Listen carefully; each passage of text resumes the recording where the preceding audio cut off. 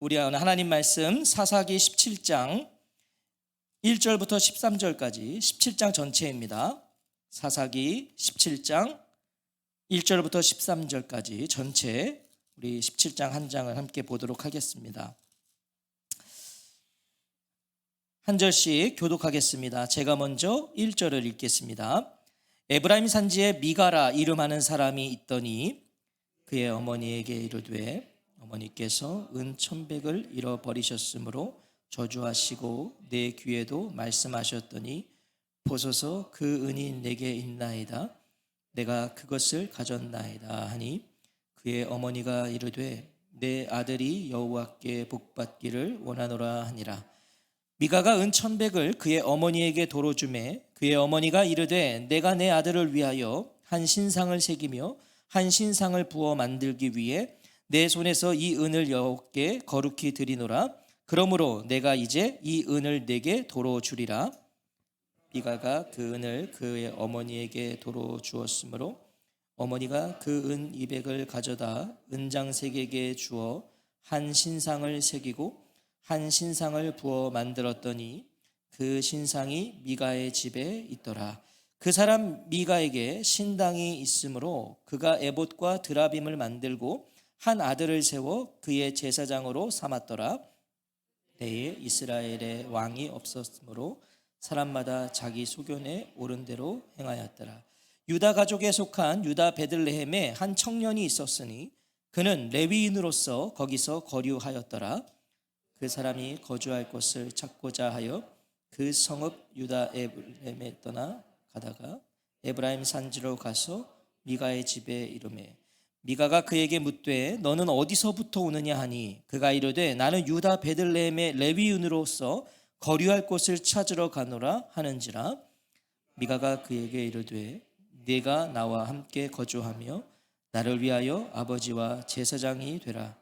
내가 해마다 은 10과 의복 1벌과 먹을 것을 주리라 하므로 그 레위인이 들어갔더라.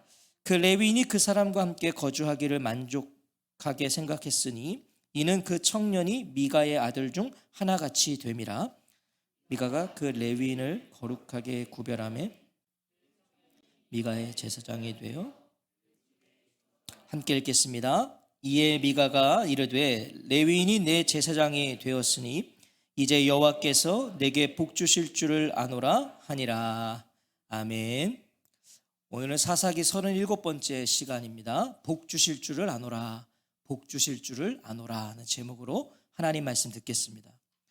삼손의 이야기를 끝으로 이제 사사들의 이야기는 막을 내리고 이 17장부터 21장까지는요 이제 사사기 전체의 후기, 그러니까 부록과 같은 말씀이에요.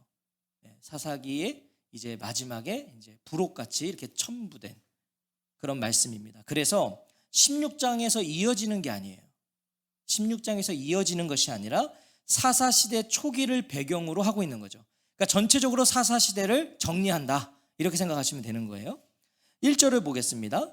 에브라임 산지에 미가라 이름하는 사람이 있더니, 자, 미가라는 사람을 통해서 사사시대의 사람들이 어떻게 살고 있었는가, 그러니까 한 가정을 구체적으로 조명하면서 사사시대를 지금 정리하는 거죠. 보여주고 있는 거예요. 자, 미가는 에브라임 산지, 곧 이스라엘의 종교와 정치의 중심지였던 이 성소가 있는 그 실로, 그 실로가 위치해 있는 아주 의미 있고 뜻깊은 에브라임 산지에 살고 있었어요. 실로가 있는 곳이에요. 이 에브라임 산지는 실로가 있어요. 성소가 있어요. 의미 있는 곳이에요. 더군다나 이 미가라는 이름은요, 참 그가 살고 있었던 지역과 어울리는 의미를 갖고 있어요. 누가 여호와와 같은가? 여호와와 같은 자가 누구인가? 이게 미가라는 이름의 뜻이에요. 누가 여호와와 같은가? 뭐겠습니까? 여호와 하나님의 유일성을 드러내주는 매우 신앙적인 이름이죠.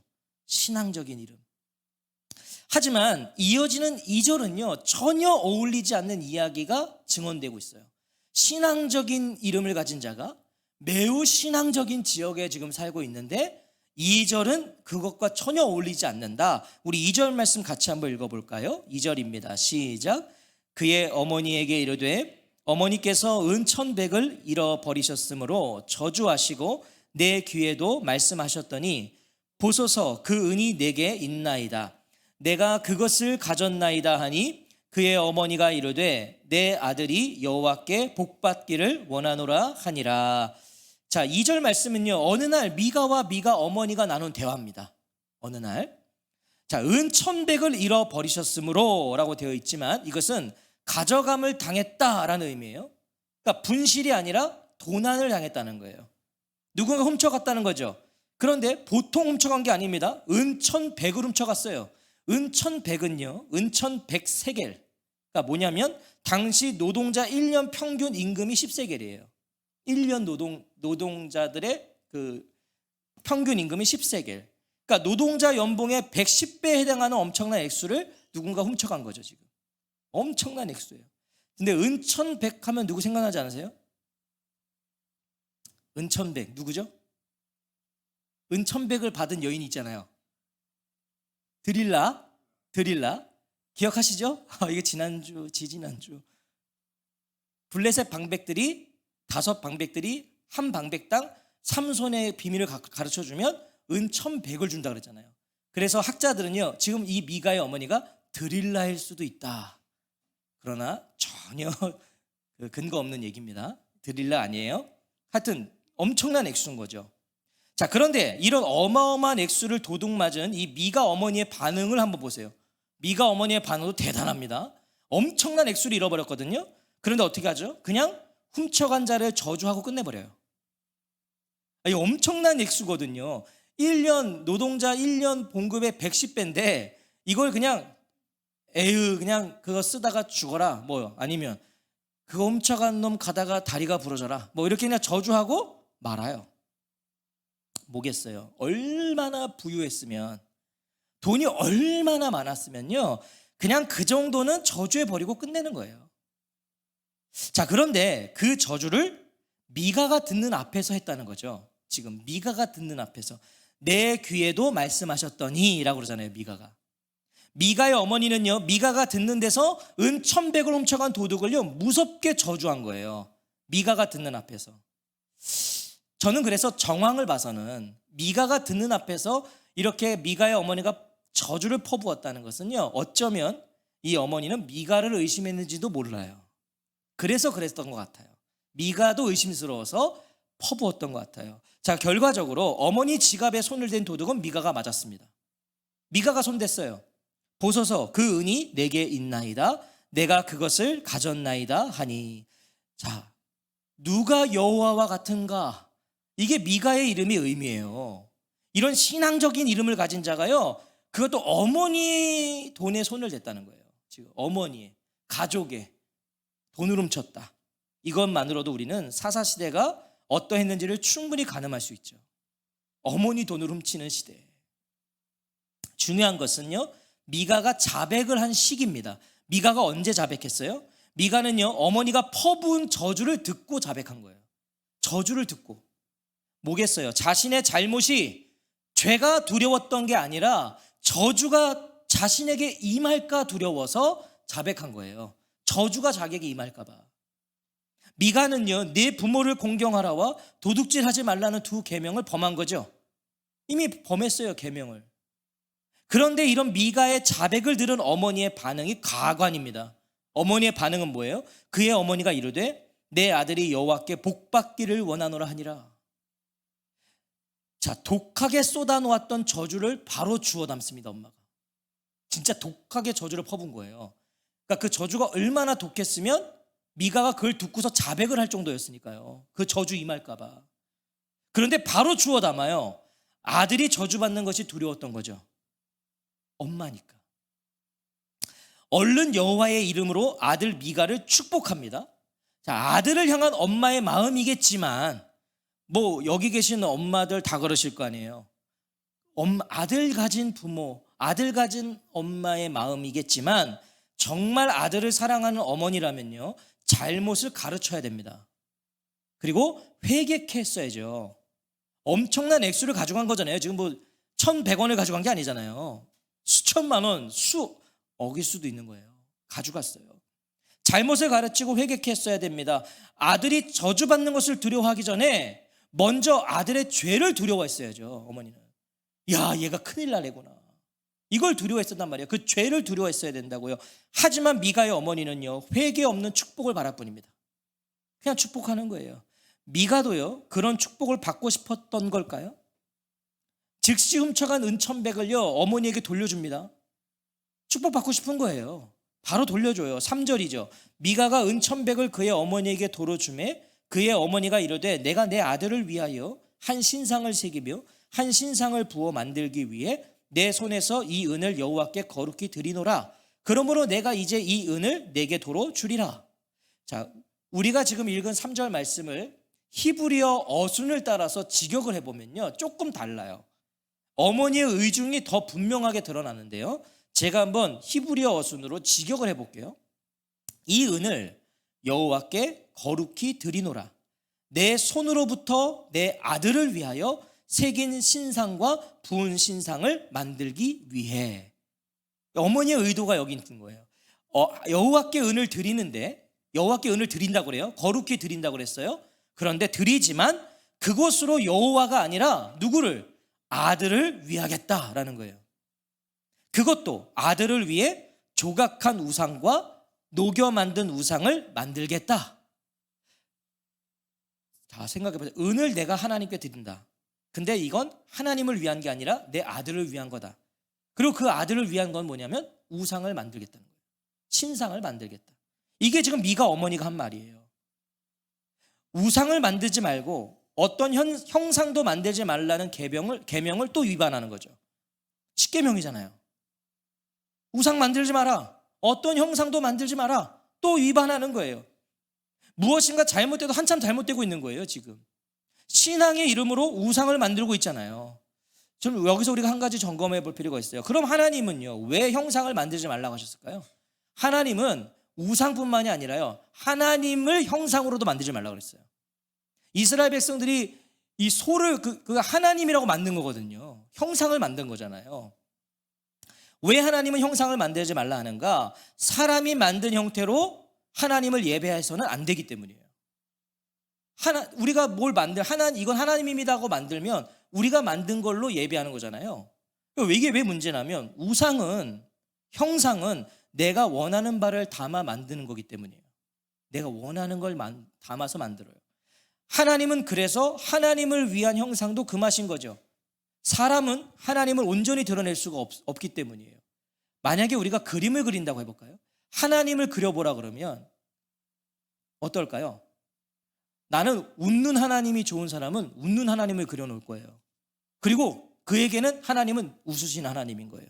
어떤 사람에게 하나님은 진노와 분노와 무서운 하나님을 그려놓고, 그럼 그 사람은 늘 하나님은 그런 분인 거예요. 그래서 형상을 만들지 말라는 거예요. 만약 하나님을 형상화한다면 사람은 다 자기가 원하고 바라는 하나님을 담은 형상을 만들어 섬기는 거거든요. 그 하나님만 섬기는 거예요. 좋은 하나님. 그 사람은 늘 좋은 하나님만 섬겨요. 진노의 하나님은 없어요. 심판의 하나님은 없는 거예요. 그래서 형상을 만들지 말라는 거예요. 하나님. 그 어떤 형상도 만들지 마라. 이 미가의 어머니, 그렇게 우상을 만들어서 미가의 집에 놓습니다. 결국 만들어요. 미가의 집에 놓는데 4절에 그 신상이 미가의 집에 있더라. 분명 미가 어머니는요, 은천백을 여호와께 거룩히 구별해 바치겠다고 말했어요. 자기가 누가 시킨 게 아니에요. 은천백을 내가 구별하여 여호와께 드리겠다 그랬거든요, 자기 입으로. 그런데 4절을 보세요. 정작 은 200을 은장에게 줘서 신상을 만들어요. 처음에는 은 1000백을 드리겠다 해놓고서 결과적으로는 은 200만을 은장에게 줘서 신상을 만들었다고요. 뭐예요? 나머지 은 900은 자신이 가진 거예요. 처음에 얘기한 거랑 달라진 거죠. 뭘 말하는 거예요? 막상 하나님께 바치려니까 아까운 거죠. 은 1000백이 너무 큰 거예요. 그래서 은 200을 주고 우상을 만들었어요. 하나님을 부르면서, 하나님을 말하면서 부분적으로 순종하는 모습이죠. 처음과 얘기가 달라져요. 나에게 덜 중요한 일정 부분을 드리고 진정 내가 원하고 바라는 것에는 주인 노릇하는 거. 이것이 미가와 미가 어머니의 신앙인 거예요. 일정 부분 드리고서 그 일정 부분 드린 것도 뭐예요? 나한테 별로 안 중요한 거. 내가 드릴 수 있는 거 드리고 내가 정말 중요한 것은 내가 주인 노릇하는 거예요. 5절은 왜 미가의 어머니가 우상을 만들어 아들에게 주려 했는지를 말해줘요. 그럼 도대체 미가의 어머니는 왜 우상을 만들려고 했는가? 그 사람 미가에게 신당이 있으므로. 이미 미가에게는 우상을 섬기는 개인 신당이 있었다는 거예요. 이미 개인 신전이 있었어요. 여호와 같은 분은 이 세상에 아무도 없다라는 이름을 가진 이스라엘 사람이요, 성막에서 멀지 않은 곳에 살고 있었으면서도 개인 신당을 지어놓고 온갖 우상들을 거기다 들여놨다는 거예요. 이게 미가였어요. 그 어머니가 괜히 우상 만들어준 게 아니라고요. 그 많은 우상 신전에 더 추가시켜준 거예요. 어머니가 더 추가시켜줬어요. 왜요? 왜 그 신당을 채워줄 우상을 더 만들어줬어요? 내가 내 아들을 위하여. 이런 어머니의 마음이 미가에게 고스란히 전해져서 미가도 자신이 세운 그 신당에 한 아들을 세워 제사장으로 삼습니다. 그러니까 자기 아들 중에 그냥 하나 제사장으로 세우는 거예요. 그 신전에. 아들 중 하나를 자기 마음대로 제사장으로 세워요. 나름대로 집안의 이 종교 체제를 완성하는 거죠. 신당이 있으니까 여기에 제사장이 필요하다는 거죠. 그래서 그냥 아들 중에 하나 세우는 거예요. 오늘 현대적으로 말해보면 이런 거죠. 한 장로님이 교회를 딱 져놓고 신학도 하지 않은 자기 아들 데려다가 담임 목사로 세우고 있는 거예요. 그런 교회 다니실 거예요? 네? 교회 진짜 잘 져놓고 한 장로님이 신학도 안 한 저 골목에서 담배 피고 있는 아들 데려다가 담임 목사 딱 세우는 거예요. 지금 그건 거예요. 지금 미가는요 위법을 행하고 있어요. 위법을 행해요. 제사장직은요 제사장이 줄 수 있는 거예요. 아무나 못 줘요. 그리고 오직 레위인인데 그것도 그냥 레위인은 안 돼요. 아론 가문의 후손들만, 레위인 중에도 아론 가문의 후손들만 제사장이 될 수 있어요. 하나님은 지금은 아니에요. 근데 이 구약시대 이때에는 하나님은요 이스라엘 백성에게 어디서든 원하는 대로 예배하라고 허락하지 않으셨어요. 그렇잖아요. 아무 데서나 예배하면 안 되는 거예요. 이때는 실로로 가야 돼요. 그런데 미가는 자기 마음대로 개인 신당을 만들었고요, 제사장도 마음대로 세워버려요. 자기 마음대로. 하나님을 섬기는 것 자체보다 더 중요한 것은 뭐예요? 하나님을 섬기되 내 마음과 내 방식대로가 아니라 하나님의 마음, 하나님이 원하시는 방식, 하나님께서 말씀하신 방식대로 섬기는 게 중요한 거예요. 하나님을 섬기는 것보다 중요한 건 하나님이 원하시는 방식으로. 내가 원하는 방식으로 섬겨봐야 그 아무 의미 없다는 거예요. 지금 미가가 그러고 있는 거죠.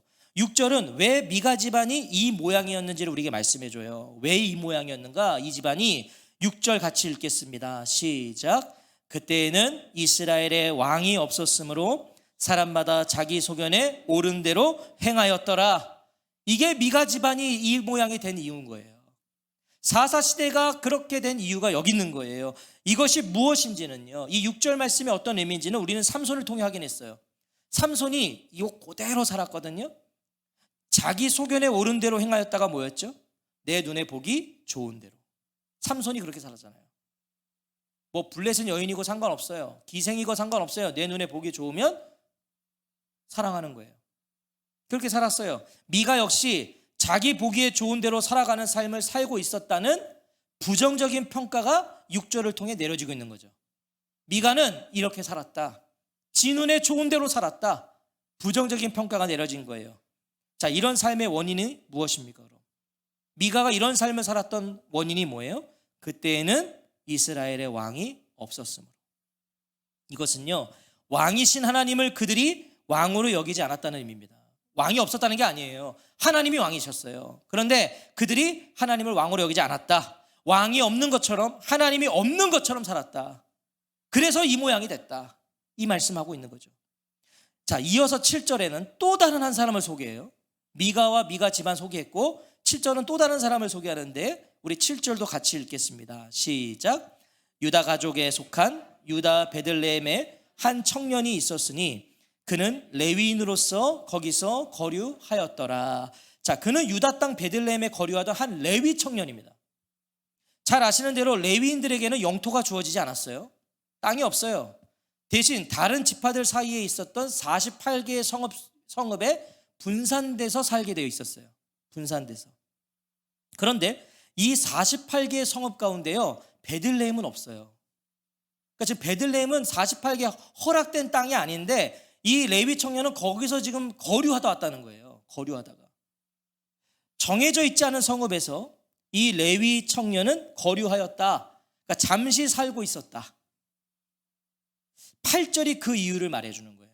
왜 이 청년은 허락되지 않은 성읍에 왜 잠시 머물다 왔는가?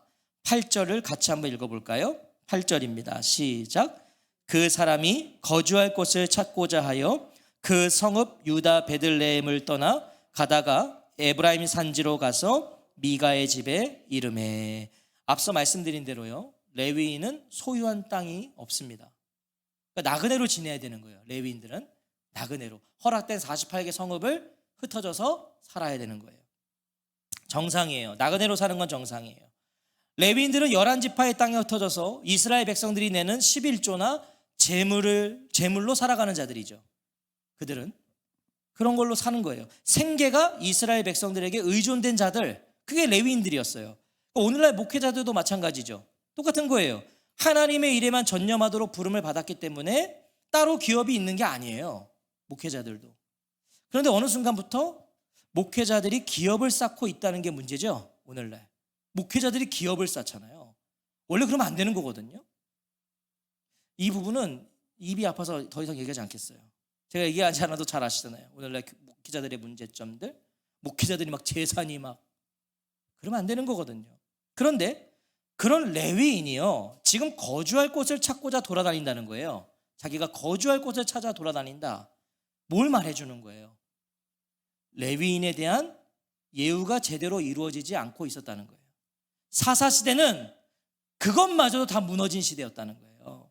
레위인들을 섬기지 않았어요. 그들을 책임져 주지 않았어요. 그래서 그는 또 돌아다녔어요. 이거는 또 동시에 어떤 의미예요? 그가 예우를 잘 받았다면 돌아다니지 않았다는 의미기도 되는 거죠. 예우를 잘 받았으면 그는 돌아다니지 않았다. 양면의 의미가 있는 거예요. 9절부터 12절을 보시면 이런 실상을 고스란히 증언해줘요. 이 레위인 청년이요, 거주할 곳을 찾아다니다가 우연히 미가의 집을 지나게 되었을 때 미가를 만나요. 그러니까 미가가 묻죠. 너는 어디서부터 오느냐? 자, 어디서 왔냐고 물었어요, 미가가. 그런데 대답을 잘 보세요. 레위인은요, 묻지도 않은 대답을 해요. 너는 어디서부터 왔느냐고 그랬는데 묻지 않은 대답을 같이 하죠. 나는 유다 베들레헴의 레위인으로서. 그냥 유다 베들레헴으로부터 왔다 그러면 돼요. 근데 레위인이라는 걸 말해요, 자신이. 묻지 않은 거예요, 이건. 레위인이라는 사실을 강조하는 거죠. 그리고 뭐라고 말했어요? 거류할 곳을 찾으러 가노라. 나는 레위인인데 지금 거류할 곳을 찾아다닌다. 제가 봤을 때는요, 미가의 집에는 분명히 잘 지어진 신당이 있었거든요. 저는 이 레위인이 그걸 봤던 것 같아요. 잘 지어진 신당을 본 거예요, 지금. 그래서 묻지도 않았는데 나 레위인이라는 거예요. 나 그리고 지금 거류할 곳, 오늘로 말하면 나 목사인데요, 나 사역할 곳을 찾고 있어요. 이 얘기를 한 거거든요. 속내를 드러냈어요. 미가도 그런 레위인의 의중을 파악합니다. 그리고 계약을 제안해요. 아버지와 제사장이 되라. 이거는 진짜 뭐 이렇게 아버지가 되라는 게 아니라 권위를 말하는 거죠. 제사장. 우리가 뭐 목회자 영적 아버지 뭐 이런 말 하잖아요. 지금 그런 의미인 거예요. 우리 집에 살면서 어른이 되어주시고 제사장이 되어주십시오. 이 말을 합니다. 중요한 건 나를 위하여 제사장이 되라는 거예요. 미가가 나를 위하여. 미가에게 있어서 종교 생활의 목적은요, 하나님이 아니었어요. 자기 자신을 위한 거였어요. 자기의 복을 위한 것이었음이 다시 한번 드러나는 거예요. 나를 위하여 제사장 되라. 미가는 1년에 은, 돈, 열량과 옷과 먹거리를 제안합니다. 나쁘지 않죠. 사례와 복지 혜택을 밝혀준 거예요. 이렇게 주겠다는 거예요. 그 레위인이 들어갔더라. 그 레위인이 그 사람과 함께 거주하기를 만족하게 생각했으니 그 청년이 미가의 제사장이 되어 그 집에 있었더라. 뭐예요? 레위인 청년이 미가의 집에 머물기로 한 이유는 다른 게 아니었다는 거예요. 미가가 제시한 대우가 마음에 들었어요. 사례와 복지 혜택이 너무 흡족했어요. 미가의 신당이 무엇으로 가득 차 있고 자신을 어떤 이유로 제사장으로 고용하고 있는지는 중요하지 않은 거예요. 신당에 가봤더니 우상단지가 꽉 채워 있는데 상관없어요. 자신을 나를 위해 제사장 되라고 그랬거든요. 상관없어요. 사례만 주면 되는 거예요. 그래서 그 집에 제사장이 되는 거예요. 미가가 자신을 노동자 취급을 하고 있는 것도 개의치 않아요. 약속한 게 뭐예요? 은열이에요. 아까 노동자의 연봉 1년 임금이 은열 세겔이잖아요. 그러니까 지금 노동자 취급한 거예요. 미가는 이 제사장을 노동자 1년 임금을 제시한 거예요. 그래도 개의치 않은 거예요. 해마다 은열과 의복 한 벌과 먹을 것을 주리라. 이것이면 충분했어요. 좋은 거예요. 물론 레위인도요, 목회자도요, 생계를 유지할 수 있는 대우를 받아야죠. 살아야 되잖아요. 생존해야 되잖아요. 맞아요. 그런데 그게 잘못은 아니에요. 하지만 문제는 이거예요. 그것이 머물기로 결정하고 사역하기로 결정하는 유일한 이유가 되어서는 안 된다는 거죠. 이 지금 이 레위인 청년은 그게 유일한 이유였어요. 그게. 자, 제가 어느 교회에서 지금과는 비교할 수 없는 대우를 약속받고 제가 가면 그거 옳게 보실 분 여기 계세요? 없잖아요. 다들 가세요. 뭐 이런 거예요? 지금 그런 거란 말이에요. 이렇게 있다가 저기서 막 더 준대. 그럼 가는 거예요. 자, 오늘날 대부분의 목회자들의 이동을 한번 봐보세요. 성도님들은 잘 모르실 수 있지만 목회자들이 이렇게 이동을 하는 경우가 있어요. 교회를. 담임 목사님들이. 그 보면은 하나님의 뜻이라고 다 말해요. 전부 다. 하나님의 뜻이라고 말해요. 그러면서요, 모두 더 큰 교회로 가요. 더 큰 교회로 간다고요. 하나님의 뜻이라고 말해요. 하나님이 보내십니다. 이러면서 가요. 근데 가는데 보면 더 큰 교회, 더 좋은 교회. 하나님의 뜻이라고 말하면서 더 작은 교회로 가는 경우는 거의 본 적이 없어요. 그러니까 저는 이런 생각이 드는 거죠. 하나님은 좋은 목회자를 큰 교회로만 보내시는 하나님으로 목회자들이 만들어버리고 있는 건 아닌가. 능력 있는 목회자는, 아주 실력 있는 목회자는 하나님은 다 큰 교회로 보내신 하나님이시구나. 우리가 그렇게 만들고 있는 거예요. 목사들이. 하나님이 뜻하셔서 갑니다 말한다면 하나님은 다 큰 교회 보내시는 거예요. 처음에는 아버지와 제사장으로 미가의 집에 고용되었던 레위인 청년은요, 오늘 성경을 보시면 이내 미가의 아들들 중 하나같이 되어버려요. 처음에는 아버지와 제사장이 되어달라고 그랬어요. 그런데 밑에 보세요. 미가의 아들 중 하나같이 되어버려요. 영적 권위는 처음부터 없었어요. 그저 자신에게 약속된 대우에 만족하며 제사장이 아닌 미가의 아들 중 하나같이 되어 버리는 거예요. 레위인 청년이. 돈만 주라는 거예요. 나를 제사장 취급하든 그냥 아들처럼 대하든 그건 상관없는 거예요. 사사기 18장 30절을 보면 심지어 이 레위인 청년이 아론의 후손이 아니었다는 걸 증언해줘요. 자격도 없었어요. 레위인이긴 했는데 제사장의 자격은 없었어요. 아론의 후손이 아니었어요. 18장 30절에 보면 단 자손이 자기들을 위하여 그 새긴 신상을 세웠고 모세의 손자요 게르솜의 아들이 요나단과 그의 자손은 단지파의 제사장이 되어 그 땅 백성이 사로잡히는 날까지 이르렀더라. 지금 이 레위인 청년이 누구라고요? 모세의 손자였어요. 게르솜의 아들 요나단이었단 말이에요. 아론의 후손이 아니었다고요. 제사장의 자격이 없었어요. 제사장을 세울 자격이 없는 미가는 돈으로 역시나 제사장이 될 자격이 없는 레위인 청년을 자기 신당의 합법성을 가져다주는 부적 정도로 여긴 거예요. 레위인이라고 그러니까 그럼 제사장 돼. 자기 신당의 합법성을 위해서. 자격이 있냐 없냐는 중요하지 않았어요. 너 레위인이니? 그럼 제사장이 돼.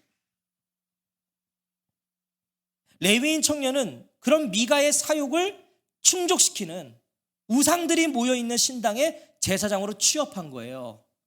제사장으로. 우상단지에 모여있는 곳에. 미가는 앞서서 아들을 제사장으로 세웠죠. 처음에. 근데 어떻게 합니까? 더 좋아 보이는 사람을 제사장으로 바꿔버려요. 저는 왜 이런 모습들이 오늘날 한국교회에 참 많이 보이는지 모르겠어요. 더 능력 있는 목사로 바꿔요. 갈아요. 목사를 갈아.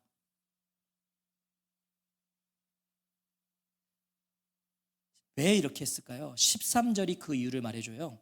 왜 이렇게 했는가? 이에 미가가 이르되 레위인이 내 제사장이 되었으니 이제 여호와께서 내게 복 주실 줄을 아노라. 왜 아들 제사장으로 세워놓고 다시 레위인으로 갈았어요? 미가가 자기가 이제 레위 사람을 제사장으로 삼았으니 여호와께서 틀림없이 자기에게 복을 주실 것이라고 말했다. 미가가 하나님을 섬기는 목적은 오직 복이었습니다. 복. 그래서 그는 자신의 아들이 아닌 레위인 제사장을 세워서 외적인 조건을 갖추면, 레위인이 제사장 돼야 되니까 갖추면 하나님이 인정해 주시고 복 주실 거라고 여긴 거예요. 그래서 가른 거예요. 하나님은요, 형식을 갖추었다고 복 주시는 분이 아니에요. 또한 레위인은 하나님을 복되게 하기 위해서 제사장이 되는 자죠. 사람을 복되게 하기 위해 있는 게 아니에요. 목회자는 성도님들을 위해 있는 게 아니에요. 하나님을 위해 있는 거예요. 성도님들을 위해서 있는 게 아니에요. 엄연히 따지면 하나님을 위해서 있는 거예요. 그러니까 하나님 눈치 보면서 해야죠. 하나님을 위해서 있으니까. 그러니까 성도님들 눈치 보면 제가 늘 말, 그건 사꾼이라니까요. 지금 그러고 있는 거예요. 미가와 미가 어머니와 레위인 청년은 사사시대의 사람들이 뭘 추구하고 살아가고 있었는지를 분명하게 보여주는 거예요. 사사시대 인간들이, 이스라엘 백성들이 어떤 마음으로 살았는가. 17장을 잘 보세요. 시작이 뭐였죠? 돈이었어요. 돈 이야기로 시작했잖아요. 그리고 마지막은 뭐죠? 복 이야기로 마치는 거예요. 모두 복 받는 것에 미쳐 있다고요. 온통 복에만 관심을 두고 있어요. 이 미가와 이 레위 청년 모두가 하나님을 언급하고 하나님을 말하지만 실상은 하나님을 위한 게 아니라 온통 나를 위하여, 내 아들을 위하여. 이것이 사사시대의 이스라엘의 모습이에요. 나를 위하여, 내 아들을 위하여. 미가는 어떻게든 복을 받자였고요. 레위 청년은 뭐예요? 어떻게든 성공하자. 이게 사사시대에 흘렀던 사람들의 정신이었어요. 성도는 복을 받기 위해 하나님을 예배하는 자들이 아니에요. 복을 받았기에 하나님을 예배하는 거예요. 분명히 하십시오. 성도는 구원 받기 위해 하나님을 섬기는 자들이 아니라 구원을 받았기에 하나님을 섬기는 거예요. 그래서 하나님과 우리 사이에 어디에도요, 하나님과 우리 사이 어디에도 나를 위하여, 내 아들을 위하여가 낄 수가 없는 거예요. 처음부터. 구원 받아서 섬기는 건데요. 복을 받아서 하나님을 예배하는 건데요. 거기 사이에 어디 나를 위하여와 내 아들을 위하여가 낄 수 있냐는 거죠.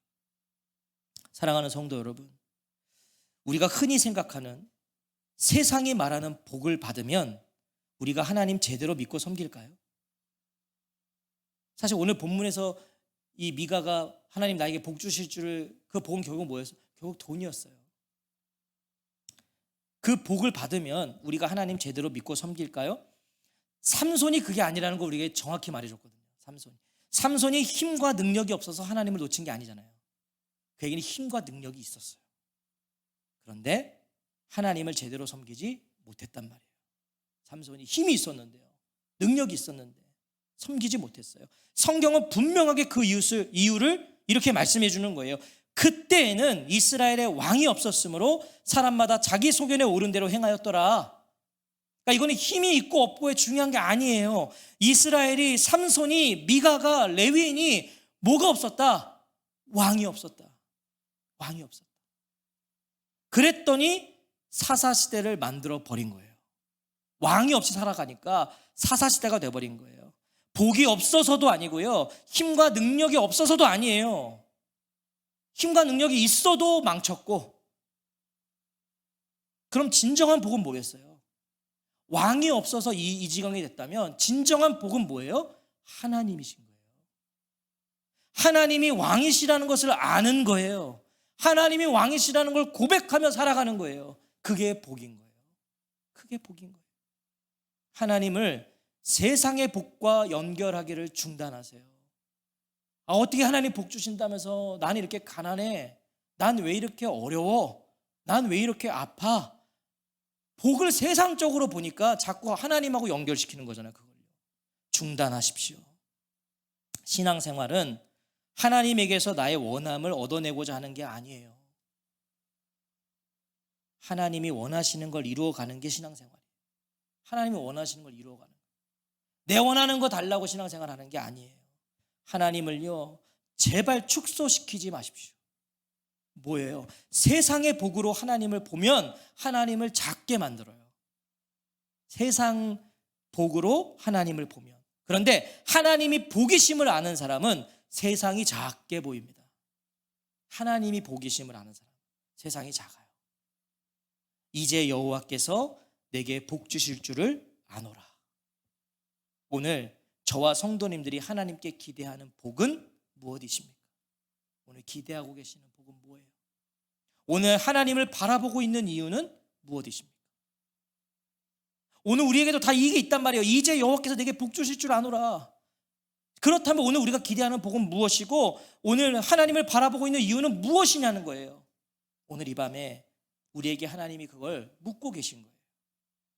너가 기대하는 복은 뭐니? 너희가 오늘 바라고 있는 하나님을 바라는, 나를 바라는 이유는 뭐야?